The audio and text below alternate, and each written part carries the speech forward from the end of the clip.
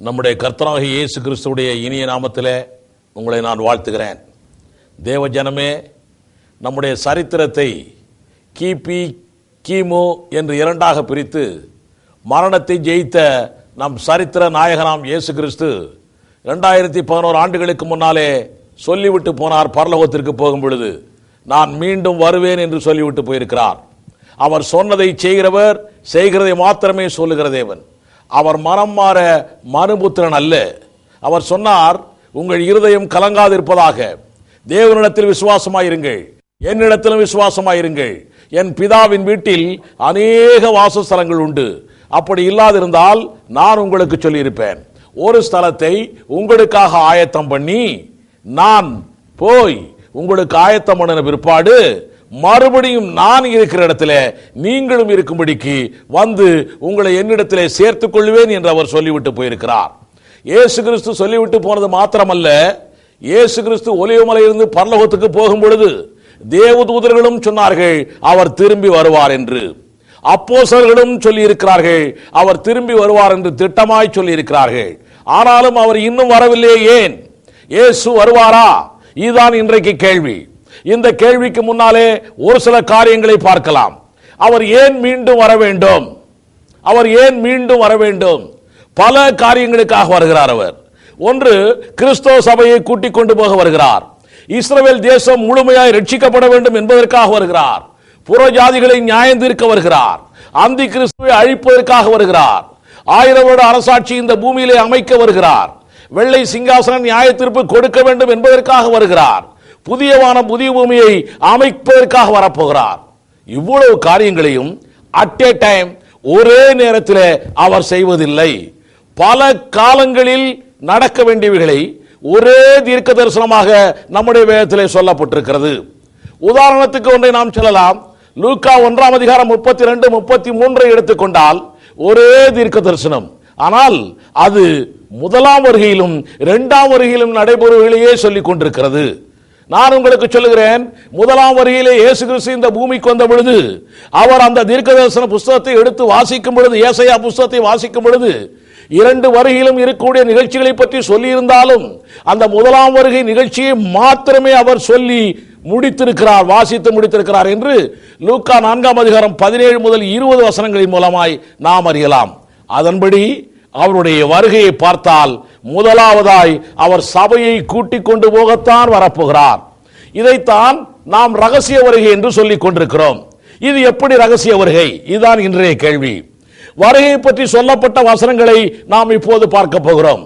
1 தெசலோனிக்கேயர் 4 அதிகாரம் 16 முதல் 18 வசனங்கள், 1 கொரிந்தியர் 15 அதிகாரம் 51, 52 போன்ற வசனங்களை பார்க்கலாம். கர்த்தர் தாமே ஆரவாரத்தோடும் பிரதான தூதனுடைய சத்தத்தோடும் தேவ எக்காலத்தோடும் வானத்திலிருந்து இறங்கி வருவார். அப்பொழுது கிறிஸ்துவுக்குள் மரித்தவர்கள் முதலாவது எழுந்திருப்பார்கள். பின்பு உயிரோடு இருக்கும் நாமும் கர்த்தருக்கு எதிர்கொண்டு போக அவர்களோடு கூட ஆகாயத்தில் எடுத்துக் கொள்ளப்பட்டு இவ்விதமாய் எப்பொழுதும் கர்த்தருடனே கூட இருப்போம். எக்கால சத்தத்தோடு இயேசு கிறிஸ்து வரப்போகிறார். மனுஷகுமாரனாய் வரப்போகிறார். ராஜாதி ராஜாவாய் அல்ல, நியாயாதிபதியாய் அல்ல, மனுஷகுமாரனாய் வரப்போகிறார். கிறிஸ்துவுக்குள் மரித்தவர்கள் முதலாவது எழுந்திருப்பார்கள். பின்பு உயிரோடு இருக்கும் நாமும் அவரோடு கூட எடுத்துக் கொள்ளப்பட போகிறோம்.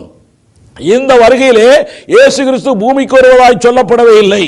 மத்திய ஆகாயத்திலே அவர் இருக்கிறார். உங்களுக்கு நான் ஒரு காரியம் சொல்கிறேன், இவர் பூமிக்கு வராமல் மத்திய ஆகாயத்திலே இருந்து சபையாரை எடுத்துக்கொண்டு போகிறார் என்பதனாலேயே இதை நாம் ரகசிய வருகை என்று சொல்லிக் கொண்டிருக்கிறோம். உங்களுக்கு ஒன்று சொல்லுகிறேன், புதிய ஏற்பாட்டு நிகழ்ச்சிகள் எல்லாமே பழைய ஏற்பாட்டுக்கு நிழலாட்டம் என்று நாம் அறிந்திருக்கிறோம். உதாரணமாய் ஆதாம் அயர்ந்த நித்திரை உண்டு பண்ணி, ஆதாமுக்கு அயர்ந்த நித்திரையை உண்டு பண்ணி அதற்கு பிறகு ஏவாளை நம் தேவன் படைத்தார் என்று எழுதப்பட்டிருக்கிறது. அதே போல இயேசு கிறிஸ்து மரித்த பிற்பாடு சபையாகிய மணவாட்டி உருவாகி இருக்கிறாள். ஆக பழைய ஏற்பாட்டு நிகழ்ச்சிகள் எல்லாமே புதிய ஏற்பாட்டுக்கு நிழலாட்டம் என்று நாம் அறிந்திருக்கிறோம். ஒரு காரியம் உங்களுக்கு சொல்கிறேன். இப்பொழுது சமவெளியிலே ஈசாக்கு நின்று கொண்டிருக்கிறான். ரெபெக்காள் இணைகிறாள், எலியேசர் கூட்டிக் கொண்டு வருகிறான். இந்த நிகழ்ச்சி தான் நம்முடைய ரகசிய வருகைக்கு இது பொருத்தமாயிருக்கிறது. ஆக சமவெளியிலே ஈசாக்கு நிற்கிறான் என்றால் மத்திய ஆகாயத்தில் இயேசு கிறிஸ்து நிற்கிறார். ரெபெக்காள் எலியாசரோடு வருகிறாள் என்றால் பரிசுத்த ஆவியானவருடைய தூண்டுதலினாலே ரட்சிக்கப்பட்ட நீயும் நானும், கிறிஸ்தவ சபையாராகிய நீயும் நானும் அங்கே வந்து கொண்டிருக்கிறோம். நாமும் இயேசு கிறிஸ்துவும் மத்தியாகத்தில் இணைய போகிறோம். மட்டுமல்ல, இங்கே எடுத்துக்கொள்ளப்படாத பூமியில் உள்ள கைவிடப்பட்டவர்களை பற்றி ஒரு வார்த்தையும் வசனத்திலே சொல்லப்படவில்லை. எடுத்துக்கொள்ளப்படாத கைவிடப்பட்டவர்களை பற்றி வசனத்திலே ஒன்றுமே சொல்லப்படவில்லை. இரண்டாவது காரியம் உங்களுக்கு நான் சொல்கிறேன், கேட்டுக்கொள்ளுங்கள். அப்போஸ்தலர் 1:11, சகரியா 14:4, இது போன்ற வசனங்களை எல்லாம் பார்த்தோம் என்றால், தேவன் ஒலிவமலையில் கால் வைத்து பூமியிலே ராஜாதி ராஜாவாய், கர்த்தாதி கர்த்தாவாய், தேவாதி தேவனாய், அவர் நியாயாதிபதியாய் இறங்கப் போகிறார் என்று எழுதப்பட்டிருக்கிறது. இதுதான் எபிரேயர் 9:28 சொல்லப்பட்டிருக்கிறது. இது பூமிக்கு இயேசு கிறிஸ்து வரக்கூடிய இரண்டாம் வருகை. மத்தேயு 24:30 சகரியா 14:5 வெளிப்படுத்தல் 19:11 வெளிப்படுத்தல் 1:7 போன்ற பல வசனங்களை பார்த்தால் உலகத்தில் உள்ள எல்லோருமே பயந்து ஓடி ஒளிவார்கள் என்று எழுதப்பட்டிருக்கிறது. பார்த்து புலம்புவார்கள் என்று எழுதப்பட்டிருக்கிறது. மத்தேயு 24:30 படிப்போம். அப்பொழுது மனுஷகுமாரனுடைய அடையாளம் வானத்திலே காணப்படும். அப்பொழுது மனுஷகுமாரன் வல்லமையோடும் மிகுந்த மகிமையோடும் வானத்தின் மேகங்கள் மேல் வருகிறதை பூமியில் உள்ள சகல கோத்திரத்தாரும் கண்டு புலம்புவார்கள் என்று எழுதப்பட்டிருக்கிறது. நாம் அப்பொழுது இந்த பூமியிலே இருந்தால் புலம்புவோமா? நாம் இந்த பூமியிலே இருந்தால் இயேசு கிறிஸ்து வருகிறார் என்று சொல்லி சந்தோஷமாக இருப்போம் அல்லவா? வசனம் என்ன சொல்லுகிறது? சகல கோத்திரத்தாரும் புலம்புவார்கள் என்று எழுதப்பட்டிருக்கிறது. மட்டுமல்ல, சகரியா 14:5 வாசிக்கலாம். யூதா 14:15 பரிசுத்தவான்களாகிய நம்மோடு கூட இயேசு கிறிஸ்து வருகிறார் என்று எழுதப்பட்டிருக்கிறது. உங்களுக்கு சொல்கிறேன், சகரியா 14:5 வாசிக்கிறேன், கேட்டுக்கொள்ளுங்கள். என் தேவனாகிய கர்த்தர் வருவார், தேவரீரோடு எல்லா பரிசுத்தவான்களும் வருவார்கள். ஹல்லேலூயா. இது நீங்கள் சிந்திக்க வேண்டிய நேரத்தில் இருக்கிறீர்கள். இது எப்போது நடந்தது? எப்போது நடந்தது? பரிசுத்தவான்கள் எல்லாம் அவரோடு கூட பூமிக்கு வருகிறார்களாமே.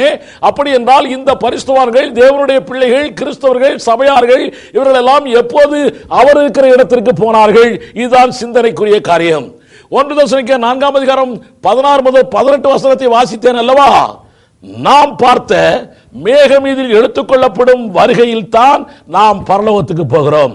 இதைத்தான் ரகசிய வருகை என்று சொல்லுகின்றோம். மத்தேயு 24:29-30 வாசியுங்கள். மத்தேயு 24:30 அப்பொழுது என்று உள்ளது. எப்பொழுது? மத்தேயு 24:29 வாசித்தால் மகா உபத்திரவ காலத்துக்கு பிற்பாடுதான் இயேசு இந்த பூமிக்கு வருவார். பூமியில் உள்ளோர் எல்லாருமே அப்பொழுதுதான் காண்பார்கள், புலம்புவார்கள் என்று எழுதப்பட்டிருக்கிறது. நாமோ உபத்திரவத்திற்கு முன்னாலேயே பாதுகாக்கப்பட்டு அதற்கு முன்னாலேயே ரகசிய வருகையிலே எடுத்துக்கொள்ளப்படுகிறோம். வெளிப்படுத்தல் 3:10 வாசித்தோம் என்றால், பூமியில் குடியிருக்கிறவர்களை சோதிக்கும்படியாக பூச்சக்கரத்தின் மேலெங்கும் வரப்போகிற சோதனை காலத்திற்கும் தப்பும்படி நானும் உன்னை காப்பேன்.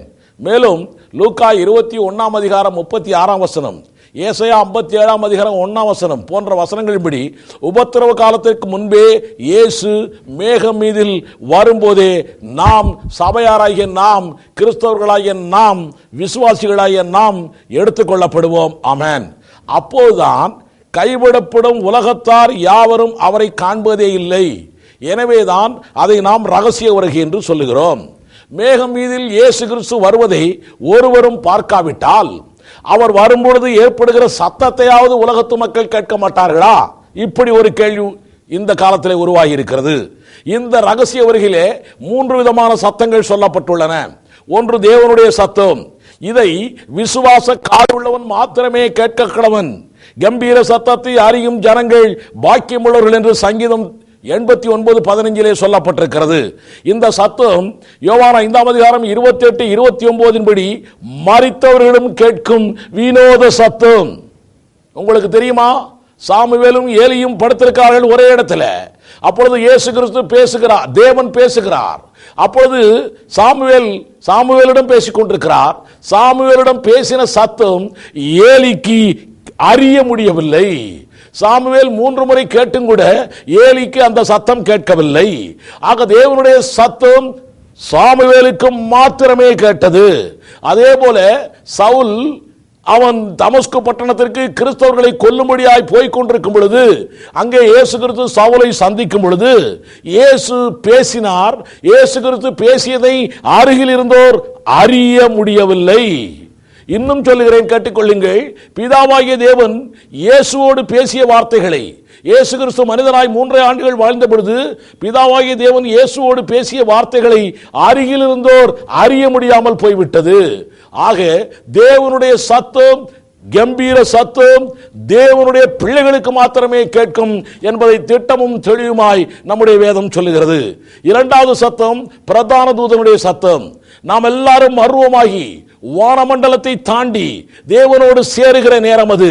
இரண்டாம் வானத்தில் இருக்கக்கூடிய பிசாசின் கூட்டங்களோடு தேவதூதர்கள் போராடி நமக்கு வழியை ஆயத்தம் பண்ண வேண்டியதாக இருக்கிறது. இந்த போராட்ட சத்தம் வானமண்டலத்திலே மிகாவேல் தூதனுக்கும் லூசிபருக்கும் இடையே நடக்கிற ஒரு பெரிய யுத்தமாக இருக்கிறது. இந்த சத்தம், இந்த யுத்தம் அதுவும் ஆவிகளுக்குள்ளே நடக்கிறது. அதுவும் இரண்டாம் வானத்தில் இந்த யுத்தம் நடக்கிறது. எனவே பூமியில் உள்ளவர்கள் யாரும் இதை கேட்க முடியாது. மூன்றாவது சத்தம் தேவ எக்காளம். மோசே, நெகேமியா போன்றவர்களுடைய காலத்தில் இஸ்ரவேல் மக்களை அழைப்பதற்காக எக்காலம் ஊதப்படும். இந்த காலத்தில் ஸ்கூல்ல எல்லாம் பாருங்க, விசில் அடிச்சா பசங்க எல்லாம் ஸ்கூலுக்கு வந்துருவான். அதே போல போலீஸ், மிலிட்டரி இப்படிப்பட்ட இடங்களிலும் சரி விசிலோ ஏதோ ஒரு இண்டிகேஷன் கொடுப்பார்கள். அதே போல மோசே, நெகேமியா காலத்தில் இஸ்ரவேலரை அழைப்பதற்கு எக்காலம் ஊதப்படும்.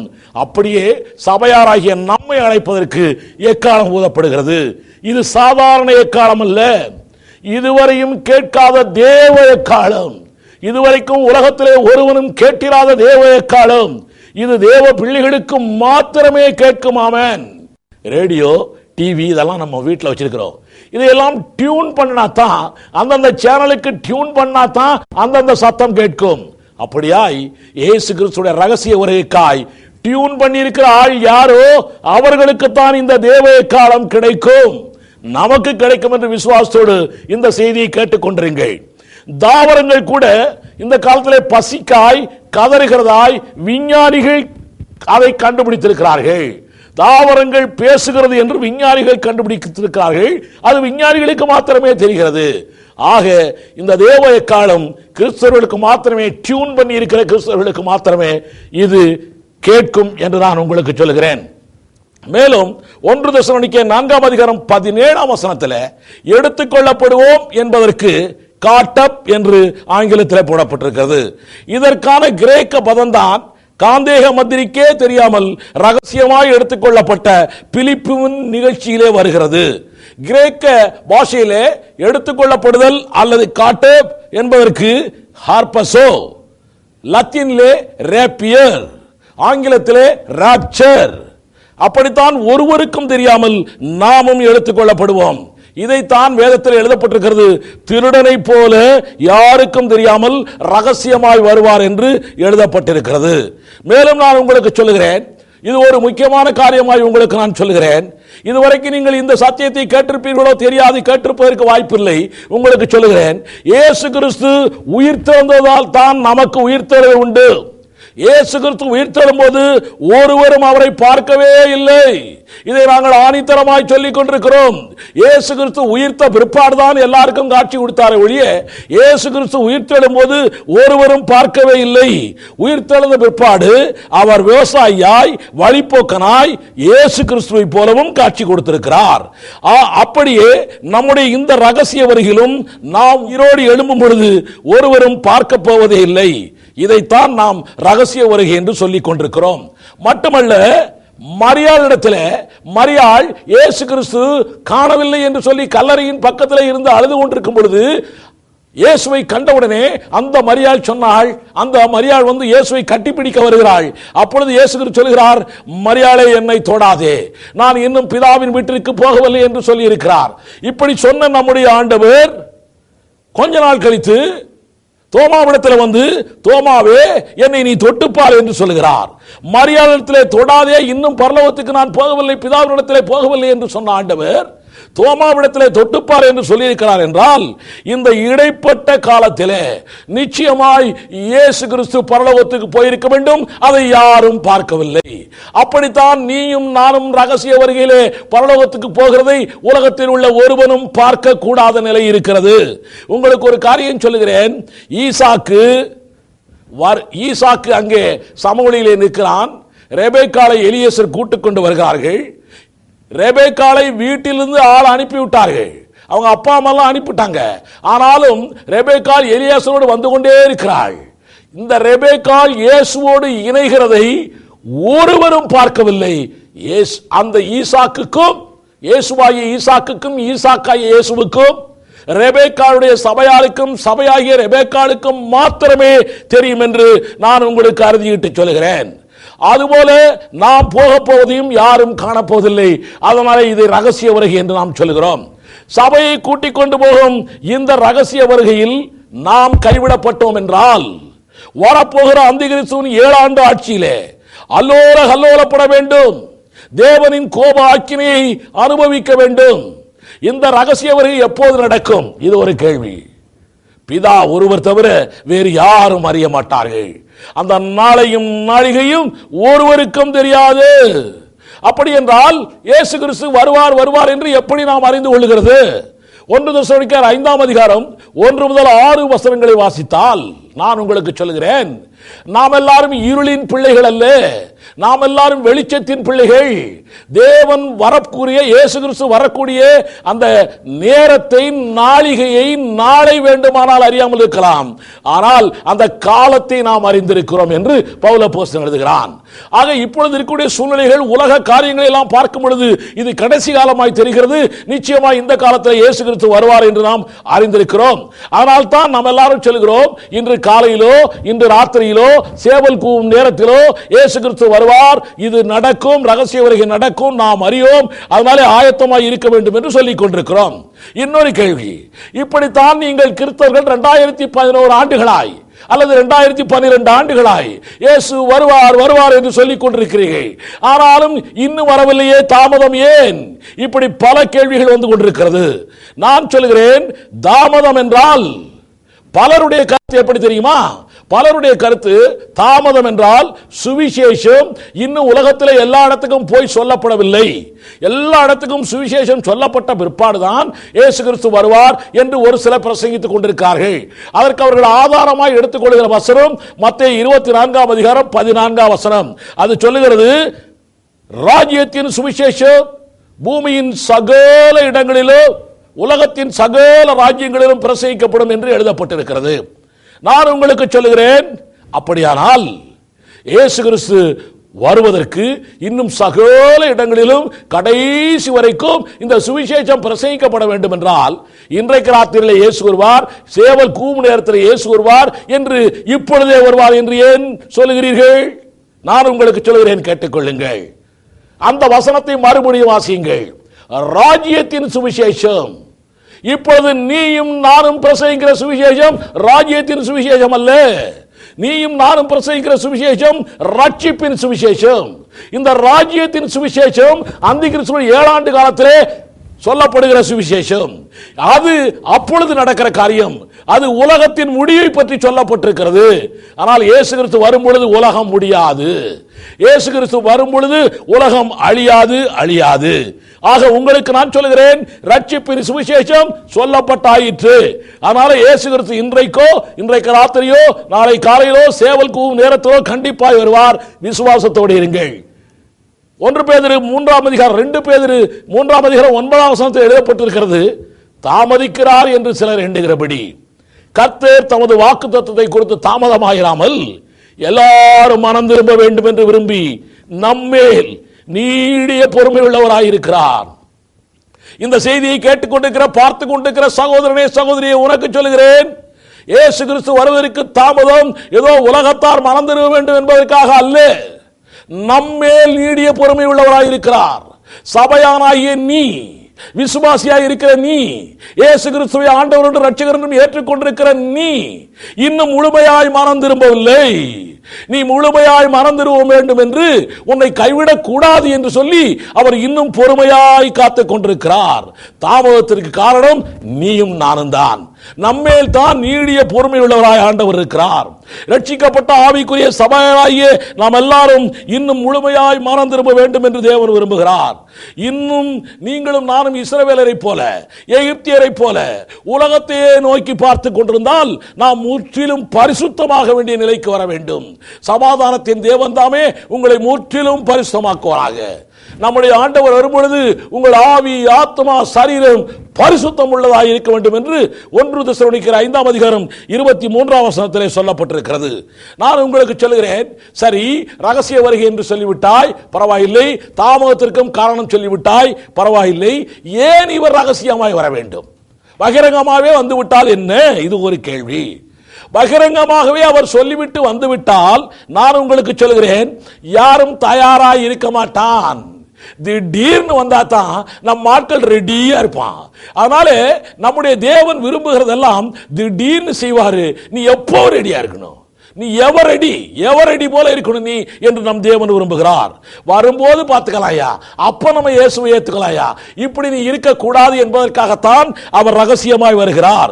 அது மாத்திரமல்ல, தேவனுடைய பிள்ளைகளை அவர் பாதுகாக்க வருகிறார். அதற்கு பிற்பாடு 7 ஆண்டு அந்திகிறிஸ்து ஆட்சி நடக்க போகிறதே, இந்த ஆட்சியை நம்முடைய பிள்ளைகள் அல்லோல படக்கூடாது என்பதற்காக பாதுகாக்க வருகிறார். இந்த விஷயத்தை சாத்தான் அந்த டேட்டு, டைம், மணி, நிமிஷமெல்லாம் சாத்தான் தெரிஞ்சு வச்சிருந்தான்னா அவன் அதுக்கேற்றபடி நமக்கு தொல்லைகள் ஏராளம் கொடுப்பான். அந்த டைமும் டேட்டு தெரியாமலே இவ்வளவு தொல்லைகளை கொடுத்து கொண்டிருக்கிறானே சகோதரனே, சகோதரியே, அது தெரிந்து விட்டால் அவனுக்கு எவ்வளவு தொல்லைகள் நமக்கு கொடுப்பான் யோசித்து பாருங்கள். அதனால் தான் இதை ரகசியமாகவே ஆண்டவர் வைத்திருக்கிறார். எதற்காக இந்த ஆண்டவர் ரகசியமாய் கிறிஸ்தவர்களை பரலோகத்துக்கு கூட்டி போகணும்? ஏன் கூட்டிட்டு போகணும்? இங்கேயே அவர் வச்சிட வேண்டியதானே? இங்கே அவர்களுக்கு செல்வாக்கோடு செழிப்போடு நல்லபடியாக வாழ்க்கை நடத்த வேண்டியதானே? ஏன் அவர் பரலோகத்துக்கு கொண்டு போகிறார்? இது ஒரு கேள்வி. நான் உங்களுக்கு சொல்லுகிறேன், பரலோகத்தில் அங்கே ஆட்டுக்குட்டியாருடைய கல்யாண விருந்து நடக்க போகிறது. நமக்கும் ஆண்டவராய் இயேசு கிறிஸ்துவுக்கும் திருமணம் நடக்க போகிறது. இந்த திருமணத்திற்காகவே உங்களை என்னையும் கூட்டிக் கொண்டு போகிறார். மட்டுமல்ல, அங்கே நமக்கு நம்முடைய கிரியைகளுக்கு ஏற்ற பலன் அங்கே கொடுக்க போகிறார். அங்கே நமக்கு கிரீடங்கள் கொடுக்கப்பட போகிறது. நமக்கு கிரீடங்கள் கொடுப்பதற்காக கூட்டிக் கொண்டு போகிறார். அது மாத்திரமல்ல, அதற்கு பிறகு 7 ஆண்டு அந்திகிறிஸ்து ஆட்சிக்கு பிறகு நாம் எல்லாரும் ஒலிமலையை கால் வைத்து இயேசுவோடு இறங்க போகிறோமே, பகிரங்க வருகை, 2ஆம் வருகை, இந்த பூமிக்கு வரப்போகிறோமே. இங்கே வந்து இந்த பூமியிலே 1000 ஆண்டு நாம் ஆளப்போகிறோம். உங்களுக்கு சொல்லுகிறேன், கேட்டுக்கொள்ளுங்கள். இப்பொழுதெல்லாம் அரசாங்கத்திலே ஆட்சிகள் 5 வருஷத்துக்குள்ளேயே மந்திரி எந்திரி என்கிறான்.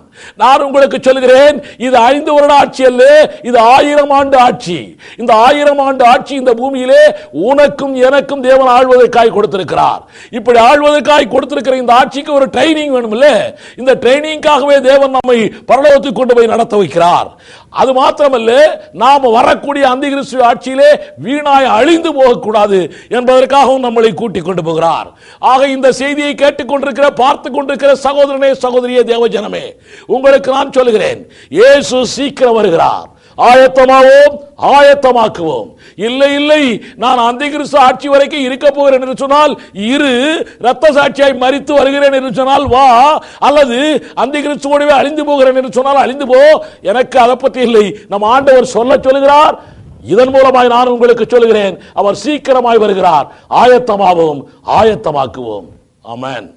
இந்த செய்தியினால் நீங்கள் ஆசீர்வதிக்கப்பட்டிருப்பீர்கள் என்று நம்புகிறோம். இது கடைசி காலத்தில் உள்ள உங்களுக்காக. இது குறித்த உங்கள் கேள்விகளை, சந்தேகங்களை உடனடியாக எங்களுக்கு அனுப்புங்கள். மாதம் வெளிவரும் விசுவாச முழக்கம் பத்திரிகையில் விளக்கம் அளிக்கப்படும். இயேசுவின் வருகை தாமதமானால் மீண்டும் சந்திப்போம்.